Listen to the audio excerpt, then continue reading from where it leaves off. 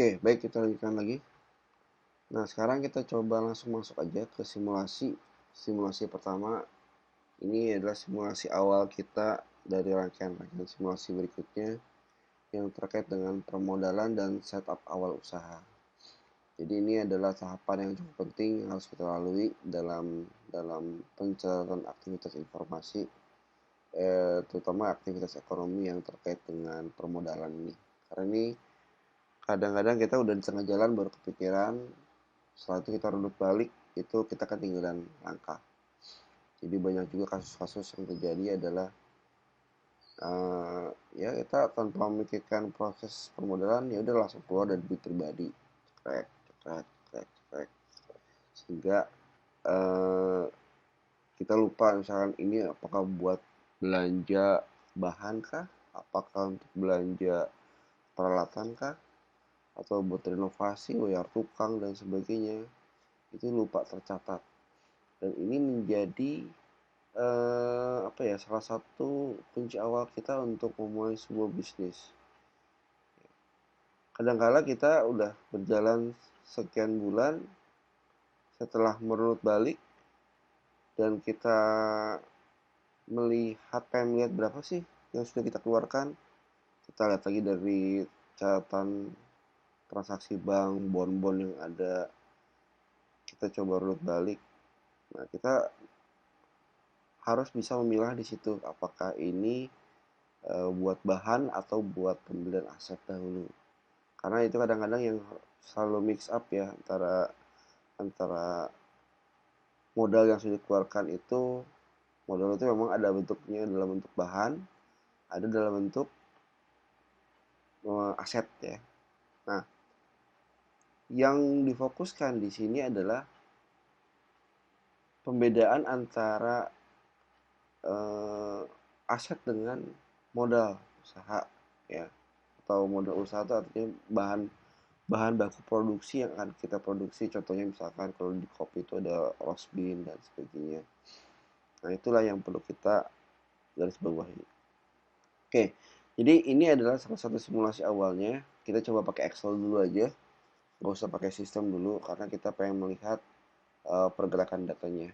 Ini Excel, kalau ada yang berminat juga nanti saya bisa share. Silahkan tulis komen di kolom komen, kemudian nanti kita coba pikirkan bagaimana cara eh, share si template-nya ini. Oke, kita lihat di sini ada contohnya pada tanggal 1 bulan 1 2021, eh, si Amir dan Ahmad sepakat untuk memulai usaha kedai kopi dengan masing-masing pembagian modalnya adalah 20 juta dari uang Amir dan 15 juta dari uang Ahmad. Modal tersebut ternyata digunakan sekitar 30 juta lebih ya untuk pembelian alat-alat kedai serta renovasi kedai. Adapun pembagiannya adalah sebagai berikut. Contohnya adalah pembelian mesin kopinya 13.500.000. Ini ya single group lah, ada beberapa merek-merek yang menggunakan eh, merek-merek lokal, kemudian kita beli dengan harga 13.500.000. Itu belum termasuk grinder, kemudian ada pembelian peralatan V60, kemudian pembelian peralatan blender dan lain sebagainya. Nah, 4 item barang di atas ini itu adalah yang disebut sebagai aset ya. Aset ini yang nanti akan sebagai alat produksi. Jadi kalau kita sebutkan sebagai modal awal, memang modal awal, tetapi ini yang nanti akan dihitung sebagai depresiasi atau angka penyusutan. Ya, terutama yang di atas 1 juta ya. Karena ya misalkan kita bisa menentukan, oke, yang di atas 1 juta itu yang nanti akan depresiasi per bulan. Sedangkan kalau yang di bawahnya 1 juta itu nanti akan langsung diubahkan ke dalam inventarisasi bahan atau alat-alat ya. Nah, kemudian pembelian bahan setup awal ini ada roast bean, sirup, dan bahan-bahan minuman lainnya ini adalah yang disebut sebagai angka persediaan. Angka persediaan di sini artinya adalah yang akan habis. Jadi memang eh, kalau yang saya pahami dan pelajari itu adalah untuk perhitungan angka persediaan ini itu kadang-kadang yang suka bikin malas sih. Karena kita harus mikirin masalah berapa sih yang sudah habis oleh kita. Mungkin bahkan tiap hari harus stok opnam. Ya, nah itu yang perlu kita garis bawahi tentang eh, konsep persediaan atau angka persediaan atau nilai valuasi barang yang kita punya saat ini. Ya, nah kita coba pakai Excelnya.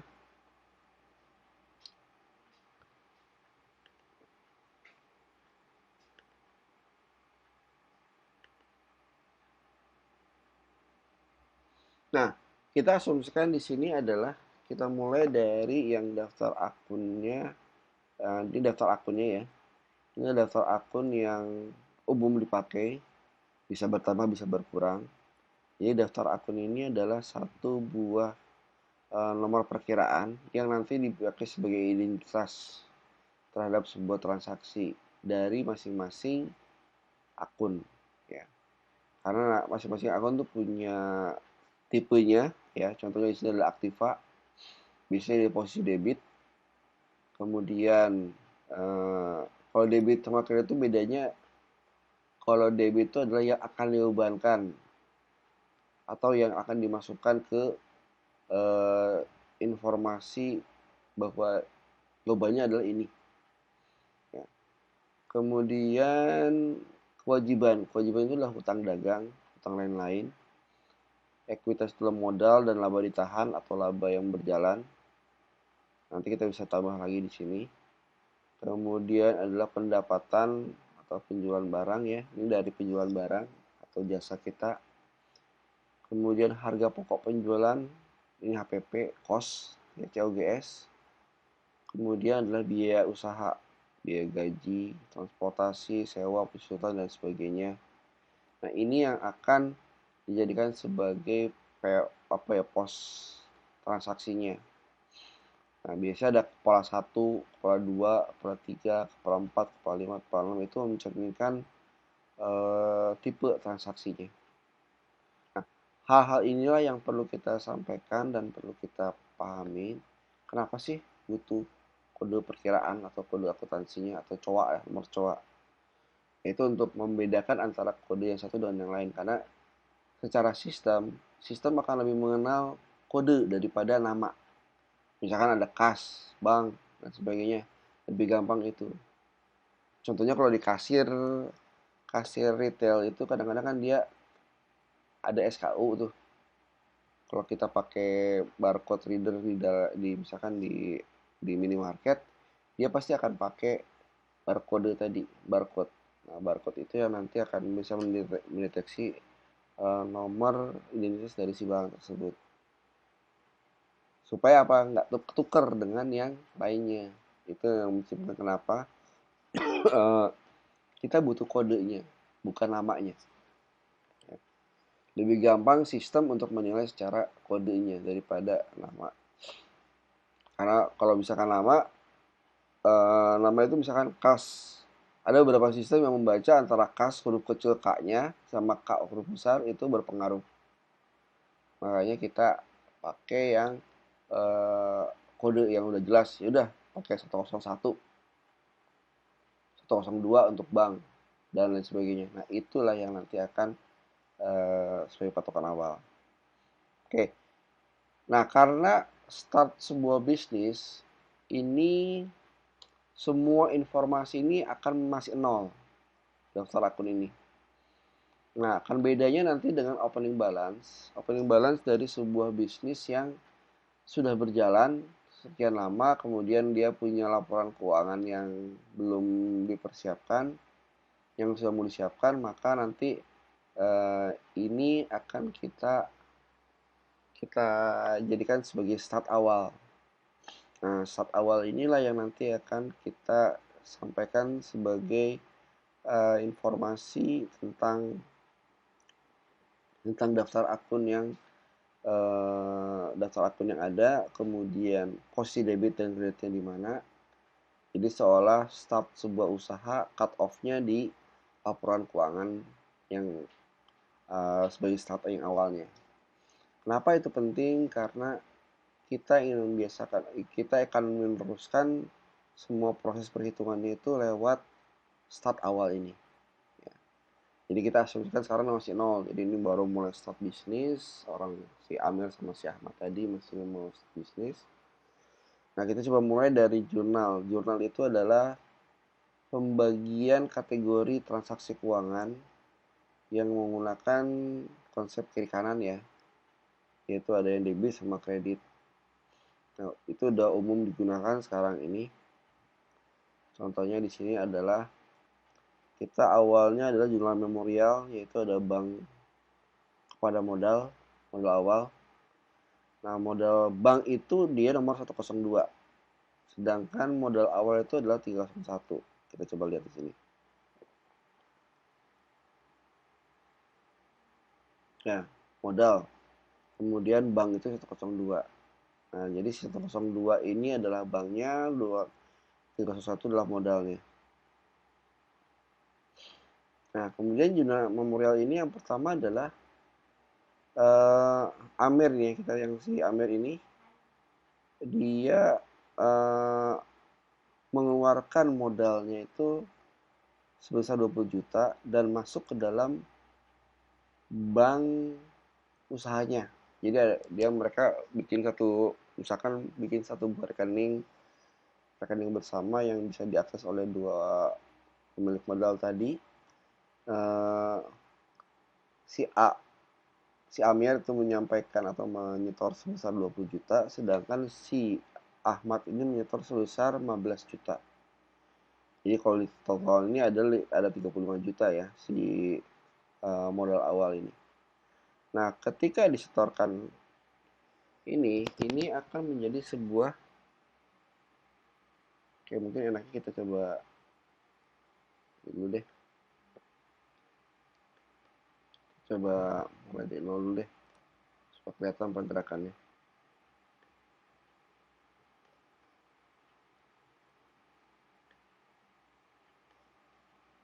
Ya, oke, kita mulai jurnal masih nol, belum ada apa-apa.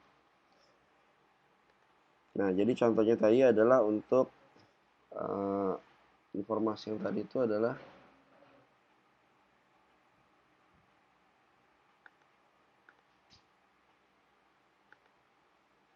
Amir 20 juta dan uang Amir 20 juta, uang Ahmad 15 juta. Oke, berarti kita mulai dari modal di bawah.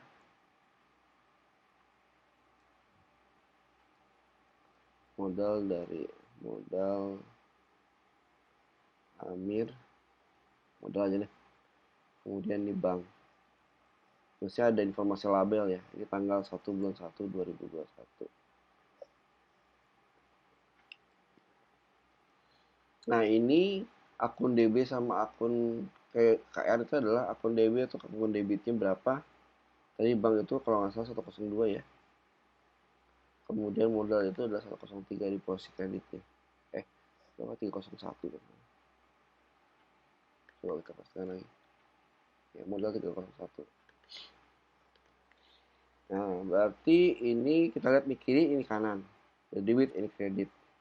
Berarti ini bank ini ya bank usaha ya, bukan bank pribadinya ya. 20 juta, sedangkan yang ini dia 20 juta juga. Ini harus sama balance. Oke. Nah, pada saat laporan keuangannya, ini mesti udah muncul. Nah, ini dia bank yang si Amir masuk 20 juta, modal yang dari keluarkan itu 20 juta juga. Balance ya. Nah, yang lalu sebagai neraca keseimbangan itu adalah ini, kiri kanannya. Jadi antara modal yang dikeluarkan dengan asetnya itu udah harus sama. Ini baru aset ya, nanti ada aktivitas yang lain-lainnya. Oke, kemudian eh, si Ahmad ya nyetorin. Sama ini 102, ini 301, ini dia 15 juta ya. Ini 15 juta. Lihat lagi laporan keuangannya. Ini udah 30 juta. Ini udah ada rumusnya. Jadi eh, nanti saya akan coba sharing si dokumen ini dalam kolom komentar ya, atau dalam informasi konten yang sekarang ini. Oke, kemudian ini baru tahap yang awal. Oke, udah kesepakatan, udah disepakati bersama. Kemudian kalau perlu sampai ke notaris ya untuk memulai sebuah ini. Nah, ini kita coba jadikan sebagai start awal. Nah, start awal ini akan menjadi informasi penting, sumber duit kita dari mana sih? Ya. Nggak tiba-tiba ujuk nanti ada bank ini dari mana bank ini?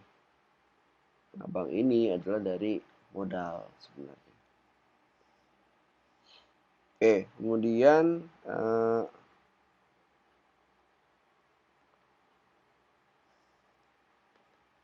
nah, dari duit modal yang sudah disetorkan dari Amir dan Ahmad ini, kita mulai ada pembelian mesin kopi. Jadi dalam satu hari yang sama ini kita ada pembelian. Nah, karena kita ada jurnal pengeluaran kas. Jurnal pengeluaran kas. Nah, jurnal pengeluaran kas di sini itu artinya ada yang harus perhatikan di sini tentang perbedaan antara aset dengan bahan baku. Ini harus dipahami banget. Yang disebut sebagai aset itu adalah alat produksi, bahan produksi. Bukan bahan ya, alat produksi. Jadi yang dipakai untuk memproduksi atau berjualan atau berusaha itu yang disebut sebagai alat produksi. Makanya kadang-kadang kalau orang yang punya prinsip ekonominya eh, mikirnya jangka panjang, pasti dia akan mikir beli alat yang bertahan lama. Kenapa? Karena dia pengen yakin bahwa barang yang dibeli itu adalah barang yang bisa membantu usahanya. Nggak tiba-tiba misalkan baru sebulan berjalan, 3 bulan berjalan, tiba-tiba sudah drop. Ya, kita harus ganti dulu. Nah, kadang-kadang kan kalau kita punya barang-barang kayak tadi itu eh, ya disebut sebagai riskan, terutama kalau misalkan bicara mesin kopi ya. Ini saya bukan pihak sebuah merek ya, ini pandangan objektif dan beberapa pengalaman dari beberapa teman yang udah berjalan kedainya. Dia memang pertama kali disesuaikan dengan budget, kemudian dia sesuaikan dengan kebutuhan eh, kedainya sendiri, lebih mentingin dari sisi penampilan dulu, atau lebih lebih pentingkan pada peralatan. Nah, ketika dia memutuskan, oke, saya mau mulai di di peralatan dulu, misalkan di peralatan dulu. Nah, ketika komposisinya dia melakukan seleksi terhadap barang-barangnya, dia milih barang-barang dengan yang kualitasnya tidak terlalu bagus, sehingga pada saat dia pilih, setelah berjalan 2 bulan 3 bulan, ternyata dia ada masalah, bahkan harus stop dulu. Nah, itu bisa menghambat proses pendapatan kedai ya. Kenapa? Karena ya udah menjadi mesin utama, ketika tidak berjalan maka dia harus digantikan dengan cara yang lain, yaitu harus invest lagi. Nah, jadi memang memang ada uang ada barang. Itu yang pengalaman saya selama ini ya. Itu saya kembali disclaimer tentang peralatan ya. Nah, jadi ketika terjadi, balik lagi ke sini, ketika terjadi sebuah proses pembelian bahan baku atau barang produksi, maka yang akan terjadi jurnalnya adalah seperti ini. Jadi kita akan pakai cowoknya, yang pertama adalah bank ya. Kita belinya cash ya, belinya cash. Nah, ketika beli cash ini, Berarti ada duit yang dikeluarkan dari bank kita. Nanti dikreditkan, kemudian dijadikan apa? Sebagai inventaris. Ya. Ini kalau ini sebagai fix asetnya. Oke, jadi kita coba mulai jurnalnya. Berarti yang pertama adalah biasakan yang paling atas itu yang debitnya, ya, yang akan jadi debitkan. Ini adalah inventaris. Sedangkan yang ini adalah bank. Ini pembeliannya cash ya langsung. Soalnya tadi yang bank itu 102, sedangkan untuk inventaris adalah 106.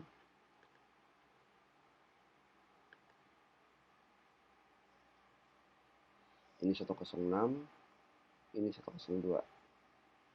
Dulunya bagian dari aset ya, dari tipe aset. Berarti yang ini adalah 13.500.000.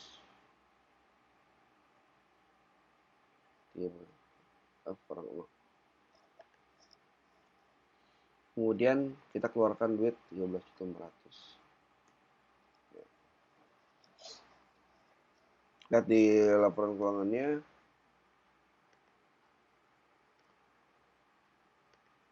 Nah, sekarang yang tadinya asalnya semua dalam bentuk modal dan banknya berkurang, kemudian inventarisnya dipindah ke dalam bentuk ini. Jadi duit kita nggak berkurang sebenarnya, cuman berubah bentuk. Yang tadinya asalnya bentuknya uang, nah sekarang menjadi berupa bentuk yang disebut sebagai inventaris. Ya. Oke, jadi wah duit saya habis untuk ini beli barang. Sebenarnya duit kamu nggak habis, tapi menjadi barang produksi.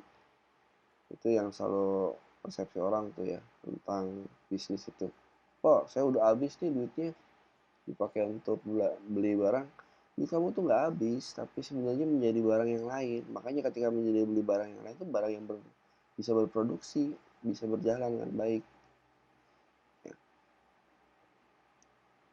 Oke, kemudian tadi grinder ya, ada lagi grinder. Ini kenapa nggak digabungkan Pak? Kenapa nggak langsung digabungkan aja Pak? Ya, kalau saya berprinsipnya adalah selama bisa sedetail mungkin. Jadi kita pada saat kita merunut atau melacak lagi setiap transaksinya, kita bisa melacak dari sisi ini, dari sisi apa? Dari sisi transaksinya. Makanya mesinnya ada kolom label ya, ada kolom label. Atau ya sebenarnya kita bisa tambahkan ini sah-sah aja sih karena bukan sistem ya. Ini adalah dari ini pembelian mesin kopi ya. Ini pembelian grinder. Oke, sama yang tadi ini juga bang, ini modal dari Amir ya. Yang ini juga modal dari Ahmad.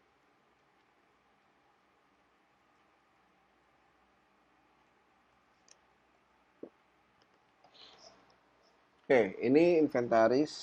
Nah, masih inventaris. Satu lagi, dua lagi tadi itu adalah eh, V60 dan blender. Ini kita copy aja.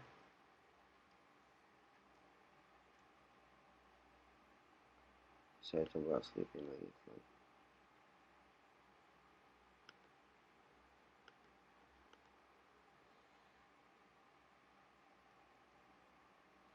Oke, ini tadi adalah inventaris V60 ya, V60.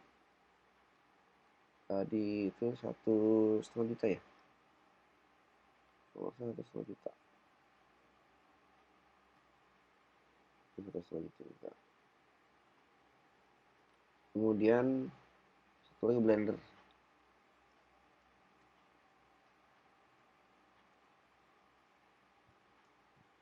Ini 500.000.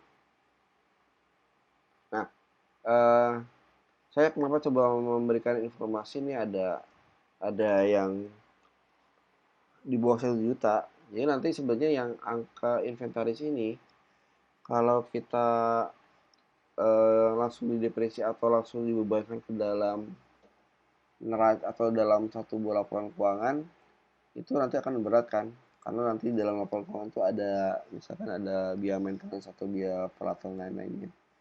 Nah kalau langsung dibebankan seperti itu cukup berat, makanya dia pakai modelnya eh, simpan dalam aset dulu. Nah dari sini kita sudah melihat berapa angka yang sudah kita keluarkan ya secara neracanya ya. Nah, jadi setelah kita lihat banknya berkurang, tapi inventarisnya bertambah. Ya, inventarisnya bertambah. Nah, sedangkan uang kita kemana nih? Uang kita akan menjadi barang produksi yang disebut sebagai inventaris ini. Banknya segini. Nah, sisa yang ada duitnya saat ini, tadi kan sudah disampaikan di sini ada pembelian bahan setup awal. Nah, ketika bahan pembelian setup awal, ini eh, kita akan mulai jurnalnya adalah jurnal sama pembelian. Sorry. Ya, di sini deh. Oh, ini bisa di sini nih. Ini di sini, di jurnal pembelian aset.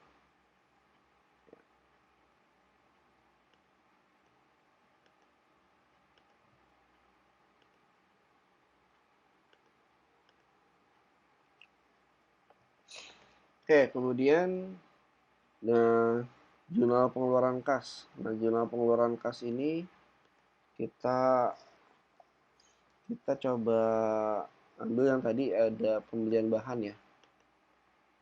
Cost belinya 2 juta, sirupnya 1,5, bahan-bahan minuman lainnya 1 juta. Nah, ini dari mana duitnya? Dari bank ya, misalkan, atau dari kas.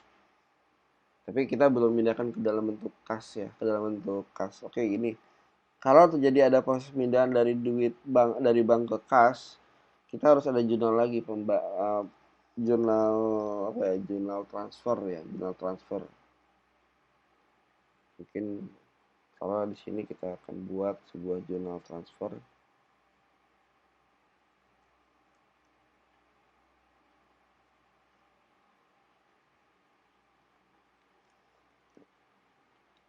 Nah, jurnal transfer ini kita akan coba mulai bersama tanggal 1 2021. Kita akan memindahkan dari bank ke kas ya. Dari kas yang di sisi debitnya paling pertama berarti kas. Yang ini adalah bank. Kita keluar dari bank. Nah, setelah itu contohnya adalah ini udah kita mau ambil 2 juta dari bank. Masuk ke dalam kas kecil. Sorry. Ini kodenya yang 102. Ini 109, ini 101 misalnya. Ya, kas 101. Kas Indonesia. Ini tadi 2 juta. Duit di bank kita berpindah dari eh, asalnya bentuk nominal dalam bentuk rekening, kita berubah menjadi duit tunai, cash. Ini sebagai PT cash awal. Nah, jadi kalau kita lihat secara laporan keuangannya juga sebenarnya bisa kelihatan di sini kasnya jadi 2 juta, banknya jadi 15 juta.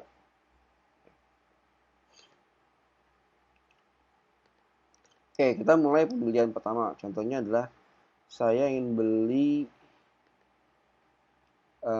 bahan-bahan minuman lainnya itu 1 juta pakai cash. Ya, jadi ini saya coba buat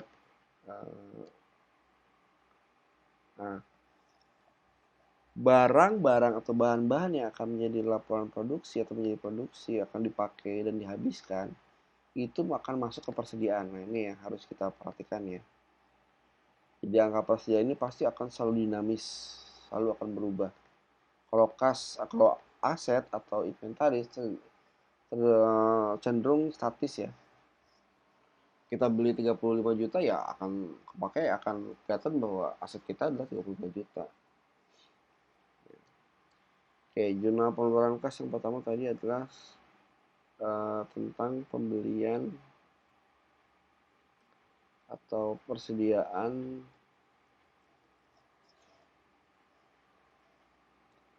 bahan minuman lainnya.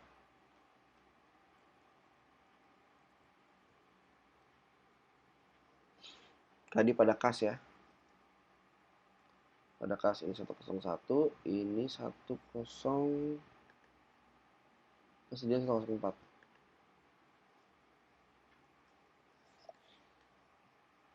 Tadi 1 juta ya. 1 juta. Ini 1 juta.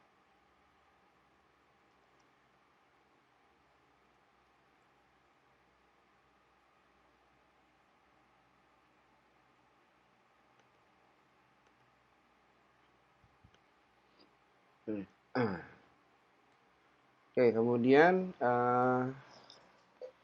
tadi hasil dari pencatatan yang pertama adalah Rosbin. Rosbin saya beli online atau beli dari teman secara online itu sebesar 2 juta. Sama persediaan. Ini persediaan bahan minuman lainnya kita ganti dengan bahan persediaan Rosbin.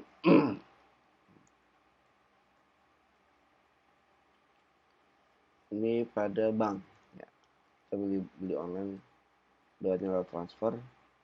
Ini 104 sama ini 102. Ini 2 juta ya.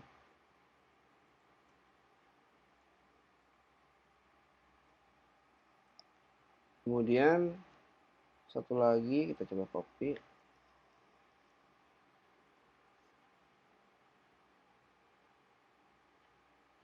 Ini tadi kan Rosbin ya, ini Rosbin.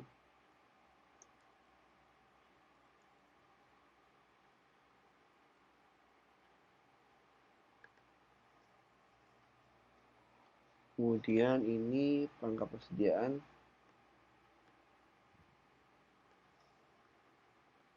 bahan minuman.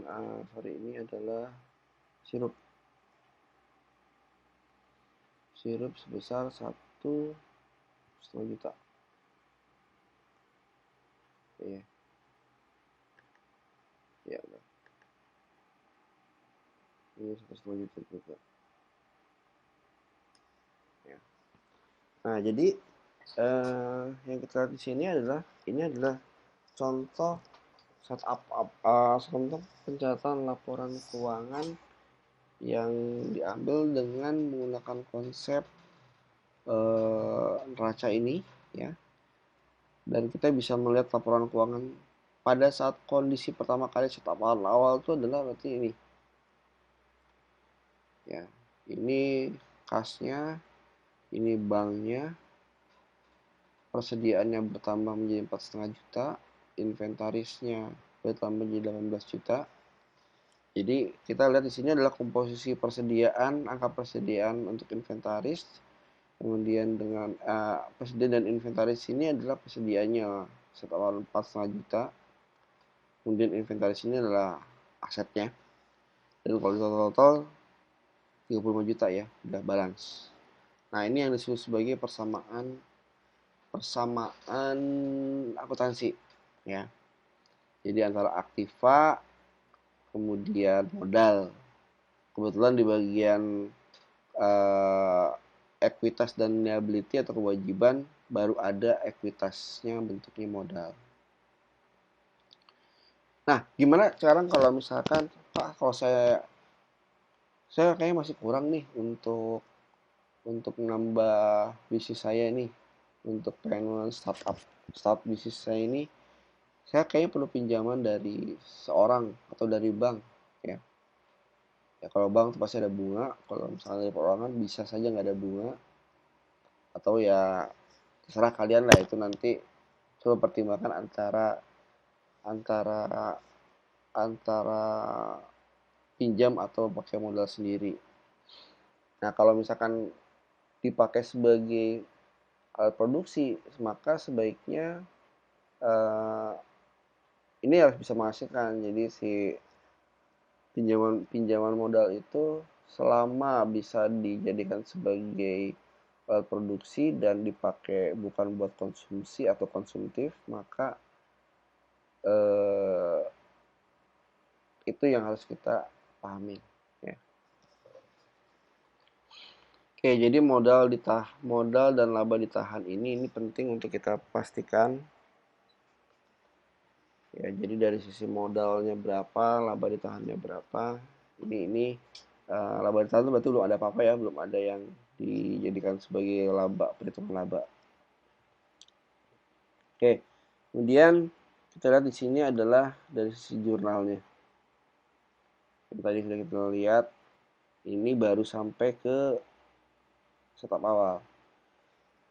Nah, saya coba contohin dikit ya, untuk saya tambahin lagi lah satu buah lebih supaya lebih variannya lebih ada yang tadi saya buat. Kalau saya pinjem atau si Amir dan Ahmad itu sepakat oke kita pinjem aja deh dari si C. Tapi jangan dia jangan dijadikan dia sebagai pemegang saham. Tapi saya pinjemin uang uang dulu.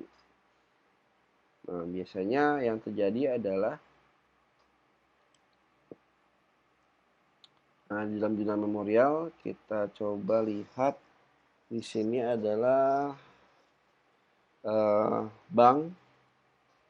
Ini adalah pinjaman dari bukan dari pinjol ya, pinjaman dari Oke. Pinjaman dari Oke ini 102 tetap. Kemudian si Oke kita pinjemin 5 juta. Nah, di sini konsep modalnya bukan lagi modal ya, tapi dianggap sebagai hutang.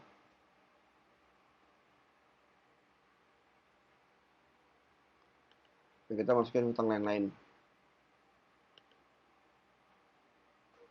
Hutang lain itu nomor berapa? 202 ya. Ini 202. Ini hutang lain-lain. 5 juta.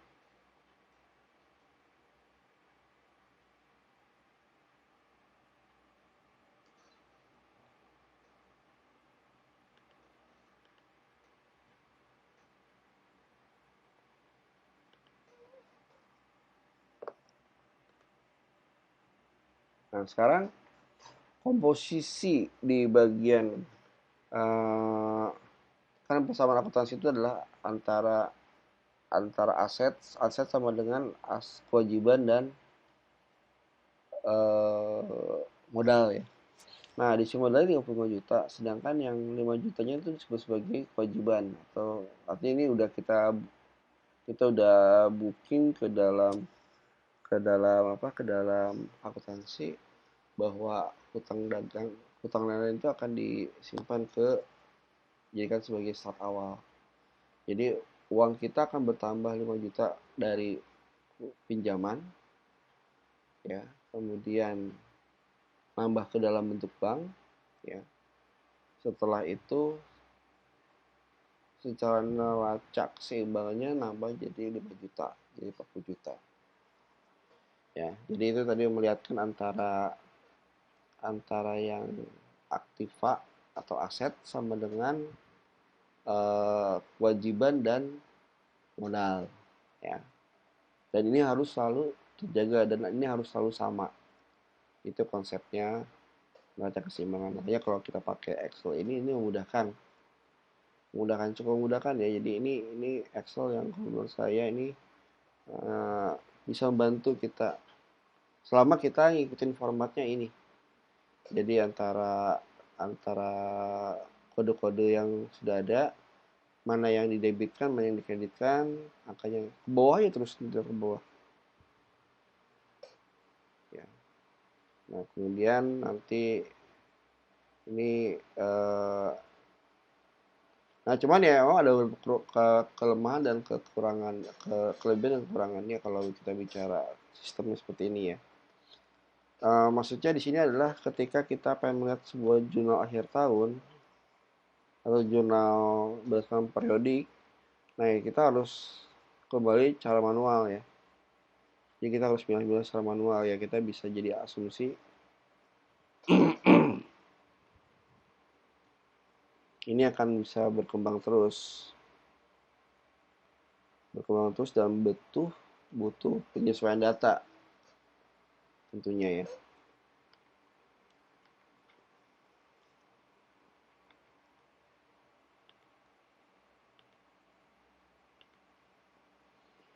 Kayak ini juga sama, dikasih tanggal.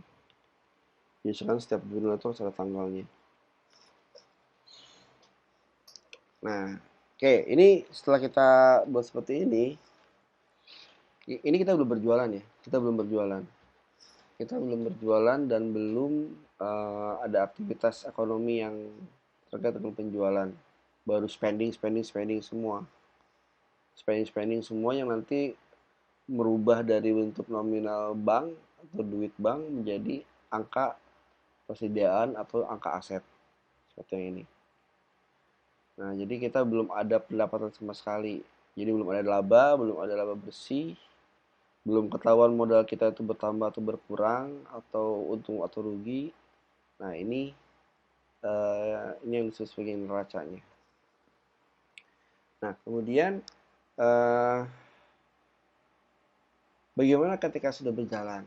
Nah itu mungkin kita akan lanjutkan dalam bahasan berikutnya, dalam topik berikutnya yang masih terkait dengan ini. Dan ini adalah salah satu contoh simulasi yang pertama tadi, yaitu yang pemodal dan setup awal usaha. Oke, mudah-mudahan informasi yang saya sampaikan ini cukup berguna dan bermanfaat untuk rekan-rekan bisnis semua, terutama UMKM ya. Ya, kalau ada pertanyaan silahkan ditulis dalam kolom komentar. Kemudian nanti kalau ya kita juga ada training-training juga nanti kita bisa selenggarakan juga. Ya, silakan hubungi di email atau melalui nomor nomor telepon saya ntar. Nanti saya sharing di dalam kolom komentar. Oke, terima kasih atas